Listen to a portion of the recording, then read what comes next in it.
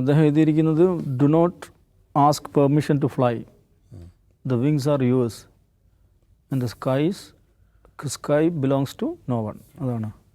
അപ്പോൾ ഏതാണ് അദ്ദേഹം പറക്കാൻ ഉദ്ദേശിക്കുന്ന സ്കൈ എന്നുള്ളത് നമുക്ക് കാത്തിരുന്ന് കാണേണ്ട കാര്യമാണ്. അപ്പോൾ ഇതിലിപ്പോൾ അദ്ദേഹം കോൺഗ്രസിൻ്റെ CWC മെമ്പറാണ്, അത് നമ്മൾ മനസ്സിലാക്കണം. സെൻട്രൽ വർക്കിംഗ് കമ്മിറ്റി എന്താണ് കോൺഗ്രസ് വർക്കിംഗ് കമ്മിറ്റി മെമ്പർ, അതിൻ്റെ ഹയസ്റ്റ് ബോഡികളാണ്. കേരളത്തിലെ നേതാക്കന്മാർ ഇന്നിപ്പോൾ നിഷാദ് KPCC പ്രസിഡൻ്റായി നടത്തിയ അഭിമുഖത്തിൽ ചോദിക്കുന്നുണ്ട് തരൂരിൻ്റെ കാര്യത്തിൽ എന്താണ്. അദ്ദേഹം പറയുന്നത് നമുക്കൊന്നും പറയാൻ പറ്റില്ല, അത് മേലെ CWC അംഗമാണ്, കോൺഗ്രസിൻ്റെ അഖിലേന്ത്യാ നേതൃത്വമാണ് അതിൽ അഭിപ്രായം പറയേണ്ടത് എന്നാണ് പറയുന്നത്. അപ്പോൾ കോൺഗ്രസിൻ്റെ സംസ്ഥാനത്തെ നേതാക്കന്മാരാണെങ്കിലും അഖിലേന്ത്യാ നേതാക്കന്മാരാണെങ്കിലും ഒക്കെ അതിൽ ഒരു പരിധി വിട്ട് സംസാരിക്കുന്നില്ലല്ലോ. അതിൻ്റെ കാരണം അത് നൗഫൽ പറഞ്ഞതാണ്. ശശി തരൂർ ഇപ്പോൾ ആഗ്രഹിക്കുന്നത് എന്താണ്, കോൺഗ്രസ് ഇദ്ദേഹത്തിനെതിരെ എന്തെങ്കിലും അച്ചടക്ക നടപടി സ്വീകരിക്കണം. അച്ചടക്ക നടപടി സ്വീകരിക്കാൻ പാകമായ കാര്യങ്ങളാണ് അദ്ദേഹം പറഞ്ഞുകൊണ്ടിരിക്കുന്നത്. എന്താണെന്ന് വെച്ചിട്ടുണ്ടെങ്കിൽ ഒരു വിഷയത്തിൽ, വളരെ പ്രധാനപ്പെട്ട ഒരു വിഷയത്തിൽ കോൺഗ്രസ് ഒരു പൊസിഷൻ എടുക്കുക, രാഹുൽ ഗാന്ധി ഒരു പൊസിഷൻ എടുക്കുന്നു, ഖഡ്ഗെ ഒരു പൊസിഷൻ എടുക്കുന്നു. ആ പൊസിഷന് നേർവിരുദ്ധമായിട്ട് ഇദ്ദേഹം സംസാരിച്ചുകൊണ്ടിരിക്കുകയാണ്. എന്നിട്ട് അതിന് ന്യായം പറയുക, കൺട്രി ഫസ്റ്റ് പാർട്ടി നെക്സ്റ്റ് എന്ന് ന്യായം പറയുക. അതാണ് ഖഡ്ഗെ പരിഹസിച്ചത്. മോഡി ഫസ്റ്റ് കൺട്രി നെക്സ്റ്റ് ആണ് ഇപ്പോൾ തരൂർ ചെയ്തുകൊണ്ടിരിക്കുന്നത്.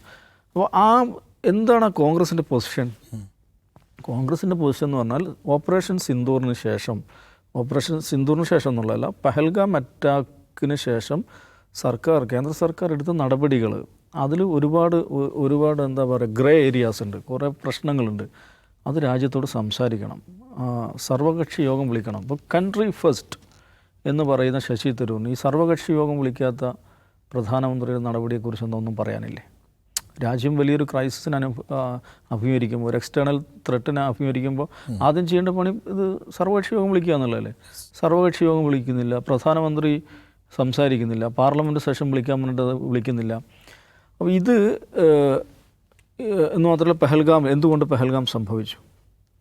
കൺട്രി ഫസ്റ്റ് ആണെങ്കിൽ പെഹൽഗാമിന് ശേഷം നടത്തിയ പാകിസ്ഥാനെതിരെ നടത്തിയ ആക്രമണം അതെന്തുകൊണ്ട് പെട്ടെന്ന് നിർത്തി? അത് പാകിസ്ഥാൻ പറഞ്ഞിട്ടാണ് നിർത്തിയെന്നാണ് ജയശങ്കർ പറഞ്ഞത്. പാകിസ്ഥാൻ പറഞ്ഞിട്ട് നിർത്താനുള്ളതാണോ നമ്മുടെ ഒരു നാഷണൽ ഇൻട്രസ്റ്റ് വെച്ചുള്ള നമ്മുടെ ഒരു ആക്രമണം? ഡൊണാൾഡ് ട്രംപ് പറയുന്നു ഞാനാണിത് നിർത്തിച്ചത്. അപ്പോൾ നമ്മുടെ പരമ്പരാഗതമായിട്ട് policy no third party in Kashmir affairs എന്ന് പറയുന്ന ഇത് ഞങ്ങൾ പരിഹരിച്ചോളും എന്ന് പറയുന്ന നമ്മുടെ പോളിസിക്ക് വിരുദ്ധമായൊരു സമീപനമാണത്. അതേക്കുറിച്ച് എന്താണെന്നും പറയുന്നത്. ഇനി ഈ ശശി തരൂർ സംഘവും രാജ്യത്തിന് പുറത്തേക്ക് യാത്ര ചെയ്തു, 10-28 രാജ്യങ്ങളിൽ യാത്ര ചെയ്തു. എന്തിനാണ്? ഇന്ത്യൻ ഡിപ്ലോമസി, ഇന്ത്യയുടെ നെറട്ടീവ് ഉയർത്തിപ്പിടിക്കുക, പാകിസ്ഥാൻ ഒറ്റപ്പെടുത്തുക. ഈ യാത്ര നടന്നുകൊണ്ടിരിക്കുമ്പോഴല്ലേ പാകിസ്ഥാന് 2 സുപ്രധാനമായ UN കമ്മിറ്റികൾ, ഒന്നിൻ്റെ ചെയറും മറ്റൊന്നിൻ്റെ ചെയറുമാക്കി മാറ്റി. ആ 2 കമ്മിറ്റികളും റിലേറ്റഡ് ടു കൗണ്ടർ ടെററിസത്തെ എതിർക്കുന്നതുമായി ബന്ധപ്പെട്ട 2 കമ്മിറ്റികളിൽ ഒന്നിൻ്റെ ചെയർ ആക്കുന്നു, മറ്റൊന്നിൻ്റെ ചെയർ ആക്കുന്നു. ആര്? ഈ ശശി തരൂർ സംഘവും വിവിധ രാജ്യങ്ങളിലേക്ക് പറന്നുകൊണ്ടിരിക്കുകയും ഇവർക്ക് IMFൻ്റെ ലോണ്, ADBയുടെ ലോണ് അത് തടയാൻ നമുക്ക് പറ്റിയില്ല.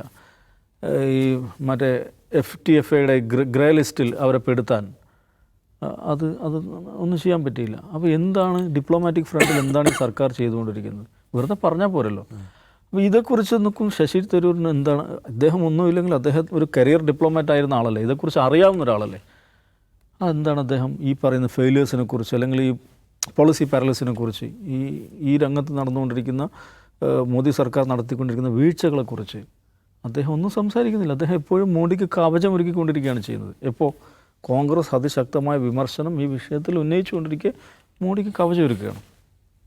അത് ഈ സന്ദർഭത്തിൽ മാത്രമേ, ഇതിപ്പോൾ വേണമെങ്കിൽ ഒരാൾക്ക് വ്യാഖ്യാനിക്കാം. ഓപ്പറേഷൻ സിന്ദൂർ നമ്മുടെ രാജ്യം ഒരു പ്രതിസന്ധിയിൽപ്പെട്ടപ്പോൾ നടത്തിയൊരു ആക്രമണം, അതിൽ ഇച്ചിരി പാളിച്ചകളും കുഴപ്പങ്ങളൊക്കെ ഉണ്ടെങ്കിൽ നമുക്ക് മറന്നേക്കാമെന്ന് ചെയ്യുക.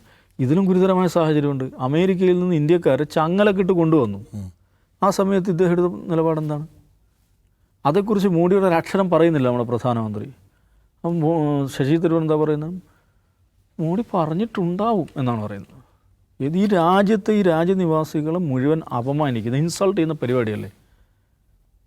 മൃഗങ്ങളെ, കന്നുകാലികളെ കൊണ്ടുവരുന്നത് മാതിരി പിന്നെ ഈ പറയുന്ന പട്ടാള വിമാനത്തിൽ കയറ്റി കൈക്കും കാലിനും ചങ്ങലിട്ട് ഇന്ത്യക്കാരെ കൊണ്ടുവന്നിട്ട് ഡംപ് ചെയ്യണം. ഒരു സാമാന്യമായ മര്യാദ ഉണ്ടല്ലോ മനുഷ്യന്മാരോട് കാണിക്കണം, ഹ്യൂമൻ ഡിഗ്നിറ്റി എന്ന് പറയുന്ന സംഗതിയില്ലേ, അതുപോലും കാണിക്കാതെ ഈ ക്രൂരത, ഈ ഇന്ത്യക്കാരെ മൊത്തം അപമാനിക്കുന്ന ഈ പരിപാടി ചെയ്തിട്ട് എന്നൊരക്ഷരം പറയാൻ നമ്മുടെ ഭരണകൂടത്തിന് സാധിച്ചില്ല. അപ്പോൾ സ്വാഭാവികമായിട്ടും പ്രതിപക്ഷം അതിൽ ശക്തമായി വിമർശനം ഉന്നയിക്കും. പക്ഷെ ആ സമയത്ത് മോഡിക്ക് കവചമൊരുക്കുകയാണ് ആര്? ഈ ശശി തരൂർ ചെയ്യുന്നത്. അടച്ച വാതിലിൽ എന്തോ സംസാരിച്ചിട്ടുണ്ടായിരിക്കും. അവർ സംസാരിച്ചിട്ടുണ്ടായിരിക്കാമെന്നാണ് പറയുന്നത്. സംസാരിച്ചിട്ടുണ്ടോയെന്ന് മോഡി പറയണ്ടേ? മോഡി പറയാത്ത ഇതെങ്ങനെയാണ് ശശി തരൂർ പറയുക? ഇത് എന്താ കാര്യം എന്ന് വെച്ചാൽ കോൺഗ്രസ് എടുക്കുന്ന നിലപാടുകളെ കോൺഗ്രസ് എടുക്കുന്ന അയുക്തിപരമായ ഒരു നിലപാട്, അതിനെതിരായൊരു വിമർശനം എന്നുള്ള നിലക്ക് അങ്ങനെയാണെങ്കിൽ പരിഗണിക്കാവുന്ന. ഇതല്ല, ഇത് വളരെ പ്രകടമായി വളരെ ശരിയായ നിലപാടുകൾ കോൺഗ്രസ് സ്വീകരിക്കുമ്പോൾ അതിനെല്ലാം അള്ളു വെക്കുന്ന സമീപനമാണ് ശശി തരൂർ സ്വീകരിക്കുന്നത്. പക്ഷേ ഈ മനുഷ്യൻ ചെയ്യേണ്ട കാര്യം എന്ന് വെച്ചാൽ ഇദ്ദേഹം തന്നെ എഴുതിയൊരു പുസ്തകമുണ്ട്, പാരഡോക്സിക്കൽ പ്രൈം മിനിസ്റ്റർ എന്ന് പറഞ്ഞിട്ട് 2018 എഴുതിയ പുസ്തകമാണ്. ആ പുസ്തകത്തിൽ എനിക്ക് തോന്നുന്നു 4ാമത്തെ അധ്യായമാണ് മോഡീസ് ഫോറിൻ പോളിസി എന്ന് പറയുന്നത്. ആ അധ്യായത്തിൽ മോഡിയുടെ ഫോറിൻ പോളിസിയുമായി ബന്ധപ്പെട്ട് ശശി തരൂർ മുന്നോട്ട് വെച്ചുള്ള വിമർശനങ്ങളുണ്ട്. അത് മാത്രം എടുത്ത് രണ്ടാമത് വായിച്ചു നോക്കിയാൽ ആക്ച്വലി ആ പുസ്തകത്തിൽ അന്ന് പറയുന്നത് അന്ന് അത്രത്തോളം ഇല്ല. അതിൻ്റെ ശശി തരൂർ ആ പുസ്തകത്തിൽ ഉന്നയിക്കുന്ന വിമർശനങ്ങൾ അത് ഏറ്റവും കൂടുതൽ പ്രകടമായിരിക്കുന്ന സമയമാണിത്. അതിലൊന്ന് പ്രധാനപ്പെട്ട ഒരു വിമർശനം ഈ എപ്പിസോഡിക് നാച്ചർ ആണ്. നമ്മുടെ ഫോറിൻ പോളിസിക്ക് എപ്പിസോഡിക് നാച്ചറാണ് എന്ന് വെച്ചാൽ കൺസിസ്റ്റൻസി ഇല്ല. ഓരോ സമയത്ത് ഓരോ സമയത്ത് ഓരോന്ന് ചെയ്യുന്ന ഓരോ എപ്പിസോഡായിട്ടാണ്. പൊടുന്നനെ പാകിസ്ഥാനിലേക്ക് സർപ്രൈസ് വിസിറ്റ് നടത്തുന്നു മോഡി, ലാഹോറിലേക്ക് സർപ്രൈസ് വിസിറ്റ് നടത്തുന്നു, ഷെരീഫിൻ്റെ മകളുടെ മറ്റോ കല്യാണത്തിൽ പങ്കെടുക്കുന്നു. ഇത് കുറച്ച് ദിവസം കഴിയുമ്പോൾ അവരായിട്ട് ഭയങ്കര അടിയാവുന്നു. അതിനൊരു കൺസിസ്റ്റൻസി ഇല്ലാത്ത episodic nature in foreign relationship എന്നാണ് അദ്ദേഹം ഉന്നയിക്കുന്ന ഒരു വിമർശനം. മറ്റൊരു പ്രധാനപ്പെട്ട വിമർശനം എന്താണ്? നമ്മളെ നൈബേഴ്സ് എല്ലാം ഹോസ്റ്റൈലായി മാറിക്കൊണ്ടിരിക്കുകയാണ്. ഇന്ത്യയുടെ ചരിത്രത്തിൽ ഇതുവരെ ഇങ്ങനെ നമ്മുടെ മുഴുവൻ നൈബേഴ്സും നമുക്ക് ഹോസ്റ്റൈലായി മാറിയ ഒരു അനുഭവം ഉണ്ടായിട്ടുണ്ടാവില്ല. ചൈനയായിട്ട് നമുക്ക് പ്രശ്നങ്ങളുണ്ട്, പാകിസ്ഥാനായിട്ട് പ്രശ്നങ്ങളുണ്ട്, മനസ്സിലാക്കുക. നേപ്പാൾ നമുക്കെതിരെ തിരിയുന്നു, അവർ ഭൂപടം വരെ മാറ്റി വെക്കുന്നു. ഇച്ചിരി പോരുന്ന മാൽഡീവ്സ് അവർ അങ്ങനെ നിൽക്കുന്നു. ബാംഗ്ലാദേശ്, നമ്മളുണ്ടാക്കിയ ബാംഗ്ലാദേശ്, അങ്ങനെ ഒരു ലോകത്ത് ഏതെങ്കിലും ഒരു രാജ്യത്തിന് അവന് മുഴുവൻ നൈബേഴ്സുമായിട്ട് ശത്രുത ഉണ്ടാകാൻ പറ്റുമോ? അതൊരു ശരിയായ ഡിപ്ലോമസിയാണോ? 2018 ശശി തരൂർ പറയുന്നത് സ്ട്രെയിൻഡ് റിലേഷൻഷിപ്പ് വിത്ത് നൈബേഴ്സ്. അന്ന് സ്ട്രെയിൻഡ് റിലേഷൻഷിപ്പാണ് 2018. ഇന്ന് അങ്ങനല്ല, ഇന്ന് ഹോസ്റ്റൈൽ റിലേഷൻഷിപ്പായി മാറി. പിന്നെ പേഴ്സണൽ സെൻട്രിക് ആയിട്ടുള്ള ഈ international approach, diplomatic approach, Modi എന്ന് പറയുന്ന ഒരു പേഴ്സണയെ ഇങ്ങനെ ബിൽഡ് ചെയ്യുക എന്നുള്ളതിലപ്പുറം ഒരു കൺസിസ്റ്റൻറ്റ് ഇൻസ്റ്റിറ്റ്യൂഷണൽ റിസൾട്ട് ഉണ്ടാക്കുന്ന തരത്തിൽ അതിൽ അദ്ദേഹം പറയുന്നൊരു കാര്യമുണ്ട്. ഓരോ രാജ്യത്തിനും അതിൻ്റെ രാജ്യത്തിൻ്റെ ഫോറിൻ പോളിസിയാണ് ഉണ്ടാകുക. കോൺഗ്രസ് ഫോറിൻ പോളിസി അല്ലെ BJP ഫോറിൻ പോളിസി അങ്ങനെയൊന്നും ഉണ്ടാവില്ല. രാജ്യത്തിൻ്റെ ഫോറിൻ പോളിസി, ഇന്ത്യസ് ഫോറിൻ പോളിസിയാണ്. എന്തുകൊണ്ടാണ് അത് കൺസിസ്റ്റൻ്റ് ആയിരിക്കും. അതിനൊരു ഇൻസ്റ്റിറ്റ്യൂഷണൽ ഫ്രെയിം വർക്ക് ഉണ്ടാവും. എന്ന് വെച്ചിട്ടുണ്ടെങ്കിൽ അത് രണ്ട് രാജ്യത്തെയും സ്ഥാപനങ്ങൾ, വിദേശകാര്യ മന്ത്രാലയങ്ങൾ അതിങ്ങനെ ഒരു തുടർച്ചയിൽ കൊണ്ടുപോകുന്നൊരു പ്രക്രിയയാണ്. അങ്ങനെ ഒരു പരിപാടി ഇപ്പോൾ ഇല്ല. ഇതൊരു പേഴ്സണിഫൈഡ് ആയിട്ടുള്ള ഒരു അപ്രോച്ചാണ് ഇദ്ദേഹം ഫോറിൻ പോളിസിയിൽ എടുക്കുന്നത്. ഇദ്ദേഹം പോവുക, കെട്ടിപ്പിടിക്കുക, പടമെടുക്കുക. ഇതിനെന്താണ് റിസൾട്ട് എന്ന് അദ്ദേഹം ചോദിക്കുന്നുണ്ട്. അപ്പോൾ 2018 പാരഡോക്സിക്കൽ പ്രൈം മിനിസ്റ്ററിൽ ശശി തരൂർ ഇന്ത്യൻ ഡിപ്ലോമസിയെക്കുറിച്ച്, ഇന്ത്യൻ വിദേശ ബന്ധങ്ങളെക്കുറിച്ച് ഉന്നയിച്ചുള്ള വിമർശനങ്ങൾ അതിൻ്റെ മൂർധന്യത്തിലെത്തിയ ഒരു സമയമാണ്.